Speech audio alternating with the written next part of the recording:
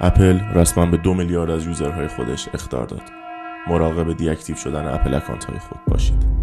ماجرا از این قراره که اپل به 2 میلیارد از اکانت هایی که داشته ایمیل زده و گفته که پیام هایی با عنوان دیاکتیو شدن اپل اکانت به شدت خطرناکه و اصلا اونا رو باز نکنن. داستان از اونجا یاد میخوره که یه گروه هکری بزرگ اومدن و یه پیام هایی رو جوری طراحی کردن که شباهت بسیار زیادی به دیاکتیو شدن اپل اکانت ها دارن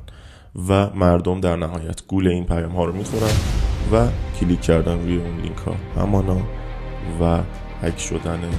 عکس ها، فیلم های شخصی، یادداشت ها و کلی اطلاعات شخصی دیگه.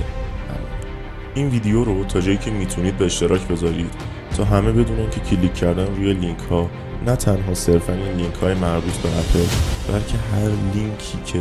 توی تلگرام، ایمیل، واتساپ، هر پیام رسانی دیگه